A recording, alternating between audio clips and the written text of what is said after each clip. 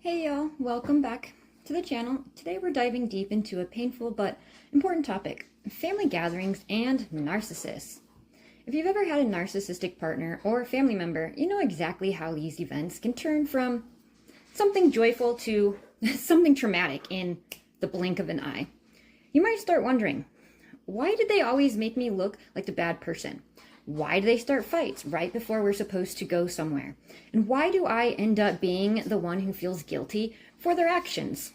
In this video, we're going to unpack that, not just from a psychological standpoint, but also from lived experiences.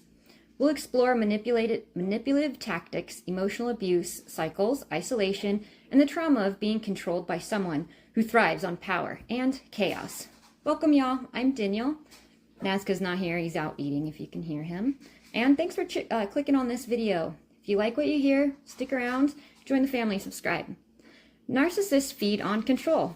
Every relationship they have, romantic, family, or social, is built around maintaining power. When it comes to family gatherings, that control is threatened. Why? Because in family settings, you're not their only focus. You're surrounded by people who know you, people who might see through their behavior. So they'll do one of two things. One of two. Number one, create drama before the event. So you either cancel or show up emotionally weakened. Two, show up and shift the attention, making themselves the victim or the hero, while painting you as unstable or difficult. Has anybody had experience with any of these? Down in the comment, let's talk about that. Even when there's no drama, a narcissist will just make it up. They'll just out of nowhere, they'll just make it up. They can't stand peace. Peace means they're not in control. And control is what a narcissistic person thrives on. Let's go into a little bit more detail. How do you like my little plant family? I've never had a green thumb. Working on it though. Have you ever noticed how they'll promise to go to an event, even seem excited, and then right before it's time to leave, boom, it's a big fight. You're suddenly accused of something. Maybe they say you looked at them the wrong way, or you didn't appreciate them enough, or you didn't apologize for your tone and your voice. Suddenly, they're yelling, and now you're crying, and the event you were looking forward to becomes another battlefield. I've been victim to that. And then comes their favorite line. You did this. You made me mad. This is all your fault. That's not a coincidence. That's emotional manipulation. It's called blame shifting. Let me say that again. Blame shifting. The goal here isn't just to ruin your day. It's to train you. I'll say that again. It's to train you. Each fight teaches you, don't speak up. Don't argue. Don't have needs. Because if you do, you'll ruin everything going for you. And then it'll be your fault because you made them mad. And then it happens. You start covering for them. You lie to your family. You make excuses.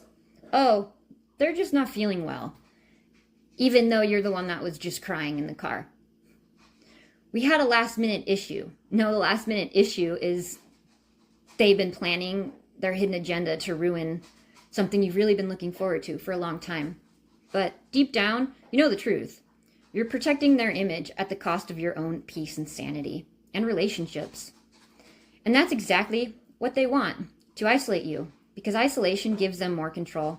The fewer people you have to turn to, the more dependent you become on them. This definitely is when parents are enmeshed, especially mother-son relationships. I've been there. I remember being so ashamed, thinking I was the problem, when really, I was just trying to keep the peace. But you can't keep peace with someone who thrives on chaos. When something is normal, it's boring to a person who only knows trauma and survival mode. I was once there. Anybody else been there? The world's a peaceful place, and you just have to find your spot in it. If you do manage to get them to attend a family gathering, there's another danger, the punishment that follows. You say something they don't like. Maybe you laugh at someone else's jokes, or speak openly about something they find threatening, and suddenly they turn cold.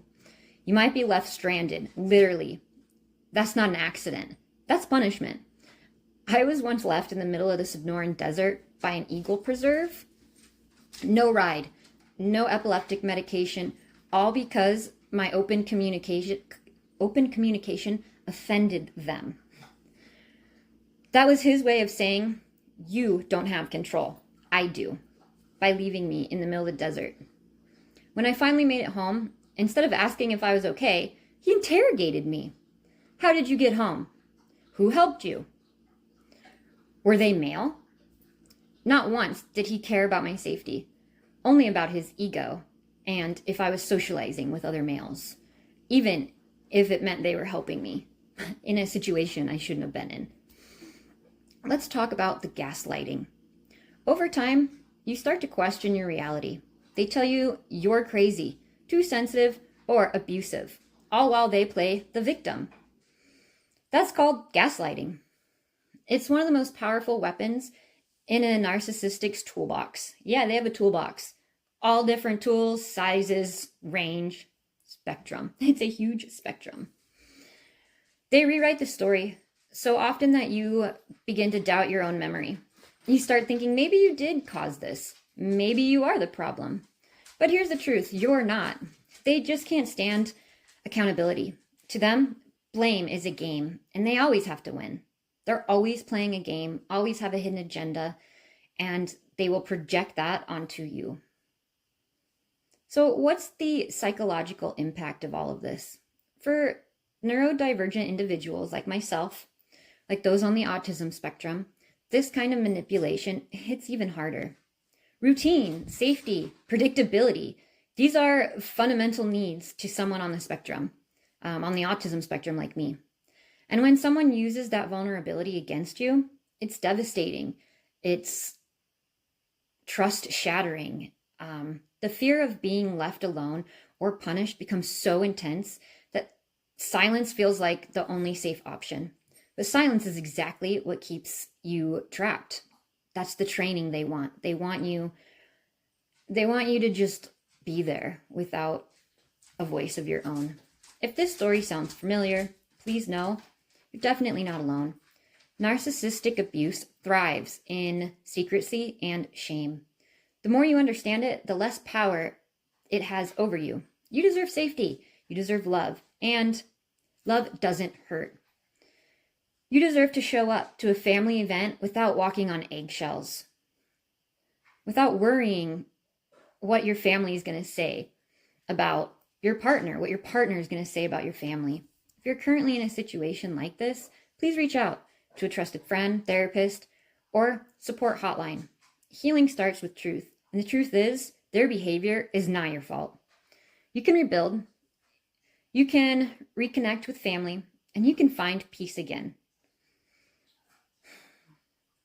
I hope everybody eventually finds peace. You are not the problem. You're the survivor.